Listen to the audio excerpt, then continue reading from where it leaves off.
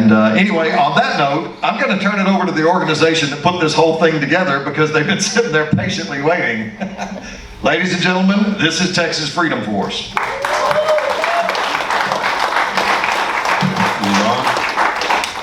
Is it on? Okay, great. I'm Randy Beal. I communications director for the Houston area with TITFF. I'm going to have to apologize. I've got a migraine and my eyes are blurry. I need to put my sunglasses on because that light's killing me right now. So I can't read anything in front of me, but we're here to promote the Monument Protection Bill that has been filed. There's two, one in the Senate, one in the House. We also have some anti-monument bills that have been filed that we will be combating during the session. So that's what we're here to do. I'm ready to answer questions on that. I will have to do them all from memory. Maybe Brandon and Ramon can bail me out on that. But on a note, I don't know if any of y'all are members of Texas State Rifle Association, but I'm in there last month. And it has nothing to do with guns. I was testifying on a monument protection bill. But the Texas Tribune took a picture of me because I open carry in the Capitol, and I'm famous for that now because it floats around everywhere. So I'm testifying at the Monument Protection Bill, but I was working for the pro-gun people just because I open carried out there. They didn't give us credit for anything in there. They don't even know who we are. So come to the Capitol, see how things work, open carry, and you might become famous because you get recognized. I'm not a lawyer, I'm not a doctor, but I do play one on Facebook. So Facebook did us wrong too. All 3 pages are gone. All the directors are gone, but we 3 have an alias on Facebook. So if y'all want to know who we are, Steve gets one too. If y'all want to know who we are, we'll tell you later. So I do sneak TITF stuff in, and so far I haven't been slapped down. So that page has been up for 5 years. I had that way before they took us down. But anyhow, I'm good. I'll pass it to Brandon. Actually, Ramon. Go ahead. Well, good afternoon, everybody. Thank you for coming out here. It's just like Randy said, we're pushing the Monument Protection Bill here.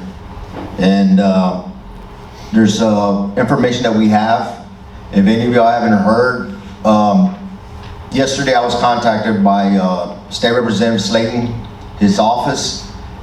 They're getting ready to push the bill to committee. And this is HB 2571. And it's a very strong bill. Basically, it's a bill that that Senator Creighton had passed, that was passed in the Senate, the last legislation. It's basically almost word for word, if not exactly the same bill as Senator Creighton's bill. That's why we're feeling real strong. And we met with State Representative Slayton, and he's very confident that it will go through only because of the fact is this: he's getting our support, and the fact is also Texas is sick and tired of our monuments being destroyed.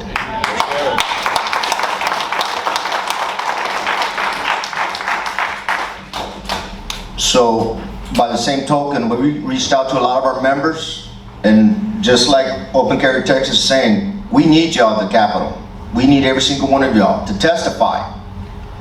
We're just waiting to hear back from State Representative Slayton's office when they're going to get meet in committee, and when we'll go ahead and we'll speak our piece, because he wants to know if we're really going to support it. And we did send him a list of names of our members, and that was a small list of 20 names.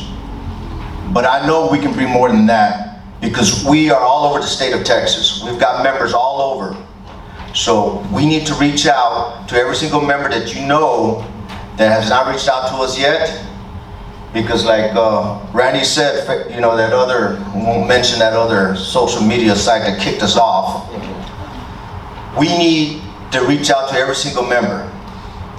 If they're not have reached out to us on MUI, you need to send them to our direction. Also, not just members, we're asking for supporters. People, Texans that feel that our monuments need to be protected. You don't have to be a member, just come on out. Spread the word, and I guarantee it, the more people that are out there, there's going to be strength, and they're going to feel our wrath, basically. Thank you.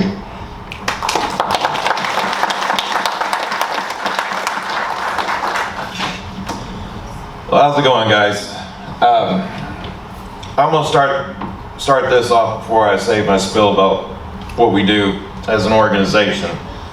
This is great right here, what we're doing right now. We're sitting here with Texas Values, who has their own cause that they fight for, but it's something that all Texans believe in. Open Carry Texas is over here. They have their own cause, but all Texans believe in. Our organization, we have our own cause, but all Texans believe in.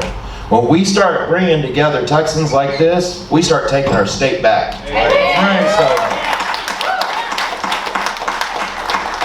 And other organizations out there can learn from this. We have got to work together in order to get stuff done. We've got to. You know, the hell with the glory, the hell who gets credit. Let's do what's right for Texas. So, I'm also going to add, secondly, that this man, C.J. Grissom, he can't see me looking at him right now, but this man right here is what inspired me to start. This is Texas Freedom Force. His work at Open Carry Texas. This man right here, I reached out to whenever I was up into my neck with law enforcement here, the Metro from Houston, the Mounted Patrol, the county, the mayor's office, the park police. They wanted a meeting with us because we were bringing out 1.5 thousand Texans to Herman Park to protect the Sam Houston Monument. And so I knew he knew a lot about the gun stuff, so I asked him to attend. He helped me get This is Texas Freedom Force started. Also, our directors, Miss Joanne back here that's working, and on the side note, all the ladies that are over here working on the t-shirts right there, we thank you very much for doing this. I mean, it's a great help. Our Vice President, Lamar Henry back here, this man is Rocky. That's right, Rocky. That's his nickname. And let me tell you what, the San Antonio City Council fears him. We've also got our enforcement team director, Steve Jackson, back here. We got our newest director, Todd Williams, for the medical team. And then, of course, our latest addition, which has been Ballard, our coordinator for the new DFW chapter of TITFF. All of these directors right here, all of the members of TITFF, we work together as a team to get something done. And we've been pressing this monument protection bill now for this is our third legislative session. And the best way that it was put to me, some those of y'all that know Dr. Tim Wesley, he's the Republican historian right now, but we claim that he's been with our organization for 2 years, so we had him first. And I spoke to him before the monument protection bill got filed this legislative session, and he said, you know, you got to just keep plugging. He said, every inch forward you get, you take that victory and you keep plugging on until you reach your goal. And that's exactly what we got to do.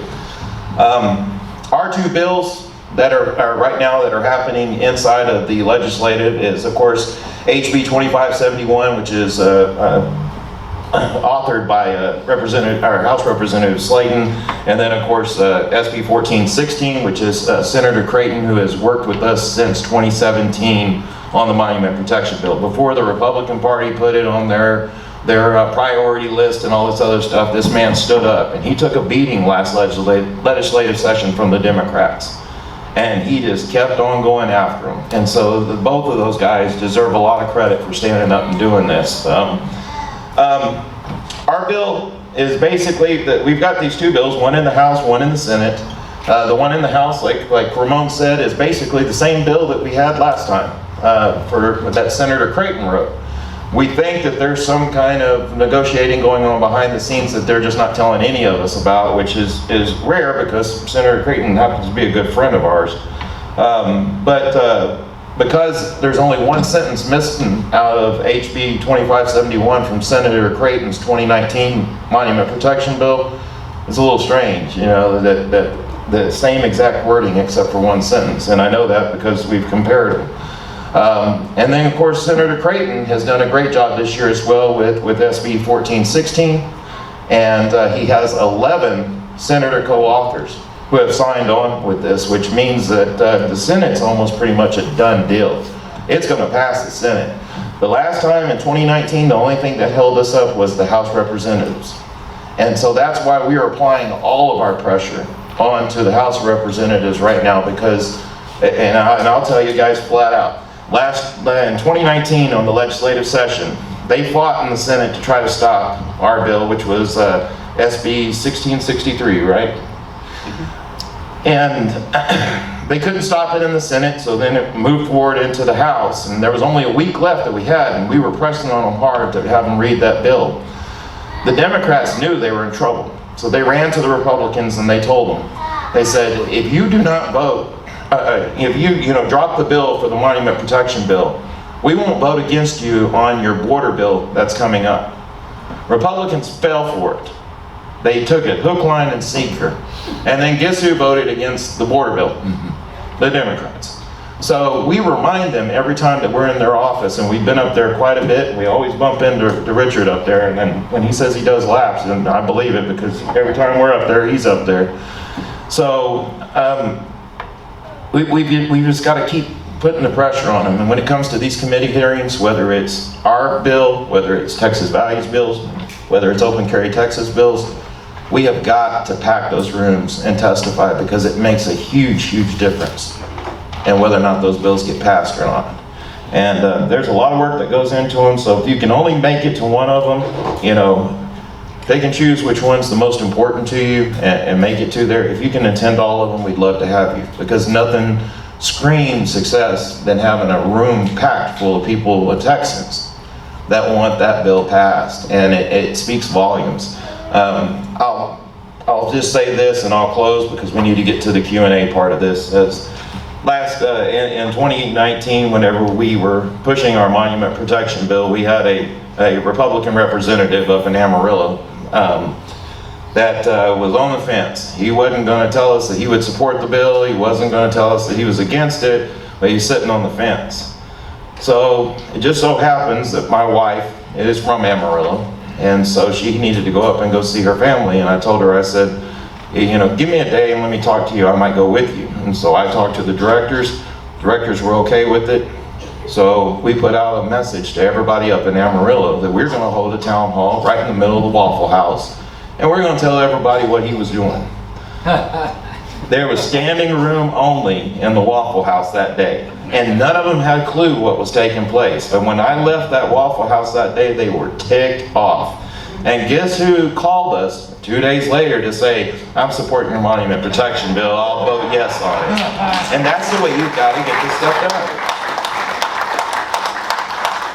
Pressure works. And so, you know, with that, I'll just close. Guys, these Monument Protection Bills are just, they're extremely important to us. Those of y'all that know, we held the Alamo from 4,000 BLM and Antifa rioters and looters that threatened to burn it to the ground. And we should have had 1,000 men out there, but we only had 150. But guess what?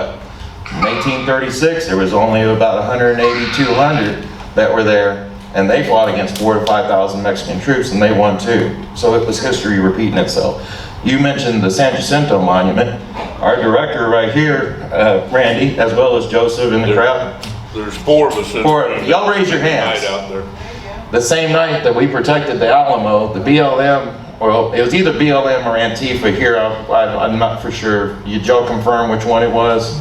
No. That was in the van? Okay. Okay. We have no idea who it was. Okay. We're thinking Antifa. But they had a pilot van that was cruising by San Jacinto, and they wanted to vandalize that monument. And these guys took off. They couldn't make it to San Antonio, so they took off to go protect San Jacinto, because the cops were busy with all the riots and everything else going on downtown Houston. And sure enough, they saw that pilot car, and that pilot car wouldn't pull into San Jacinto because of them being there armed. And of course, whenever the police came in and finally relieved them early in the morning, they told them, And guess who got arrested with a couple of cases of spray paint inside their vehicle? So these guys protected San Jacinto. And so that day, there was 3 credible threats against the monuments on Capitol grounds, the Alamo and the Cenotaph, and the San Jacinto. Guess which 2 didn't get vandalized? The 2 that citizens were standing there protecting. With guns. With guns, and Abbott's District 7 DPS was lacking because those monuments are the ones that got vandalized and tore down. So that's a lot of people don't know that, but you know, we people protected those, not the government. What? You mean the people got it done and the government didn't? Got it done quickly too. I think that's also proof it only takes 1 patriot per every 100 BLM Antifa terrorists. absolutely. And David right here, he drove all the way into the Alamo with us that night to stand with us and grabbed as many guys as he could and brought them in there too. So you deserve credit for protecting the Alamo just as much. All I did was put in And you know, I've told you this a million times. I know I've told CJ a few times because I don't get to see him as much as I talk to David, and I know I've told Richard the same thing. Anytime that you need our help to back y'all up, you said the word, we're there. This Thursday, we've already got it up on our website. We're going to be there. So we're going to back them up because they back us up on the history. And we want to work with Texas Values as well to do other things to help Texas become the great state and technically the great country that it really is. So we want to take care of it.